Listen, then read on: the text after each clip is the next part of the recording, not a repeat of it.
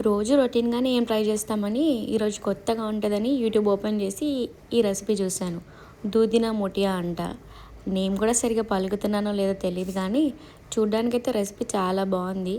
ఇంకా ఇన్స్టెంట్గా అయిపోయే రెసిపీ కూడా. ఎక్కువసేపు ఏం పట్టలేదు, ఒక 30 మినిట్స్ అలా పట్టింది నాకు అంతే.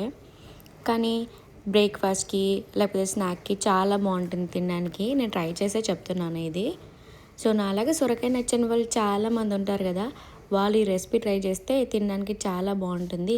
అసలు ఇది సొరకాయతోనే చేశారా లేదా అని కూడా మనకు అనిపిస్తుంది. రొటీన్గా మన ఆంధ్ర తెలంగాణ వంటలు ఎప్పుడు పప్పు అన్నం చికెన్ మటన్ ఇవే తింటూ ఉంటాం కదా, అప్పుడప్పుడు పక్క స్టేట్ వాళ్ళ వంటలు కూడా ట్రై చేస్తే బాగానే ఉంటుంది. ఇది గుజరాతీ రెసిపీ అంట. నేను చూశాను, స్క్రోల్ చేస్తుంటే నార్మల్గా వచ్చింది, ఇంట్లో సొరకాయ ఉంది కదా అని ట్రై చేశాను. అది చూస్తే అసలు ఈ సొరకాయ రెసిపీలేనా అన్నట్టుగా ఉంది కదా, బట్ తింటే మాత్రం చాలా బాగుంది. మీరు కూడా ట్రై చేయండి. కావాలంటే ఫుల్ వీడియో నేను మీకు పెడతాను, కామెంట్ చేయండి if anyone needs a full video. Thanks for watching my channel. ఇలాంటి రెసిపీస్ మీరు కూడా ట్రై చేయండి. ఇది మాత్రం చాలా బాగుంది. ఇది హెల్తీ రెసిపీయే కూడా. దీంట్లో నేను ఏం కూడా కార్న్ఫ్లోర్ లాంటివి ఎక్కువ షుగర్ లాంటివి ఎక్కువ ఏం యూజ్ చేయలేదు. అన్ని లిమిటెడ్ క్వాంటిటీలోనే యూజ్ చేశాను. ఇలాంటి మంచి మంచి వీడియోస్ కొత్త కొత్త వంటలు మీకు కావాలంటే నా ఛానల్ని సబ్స్క్రైబ్ చేసుకోండి.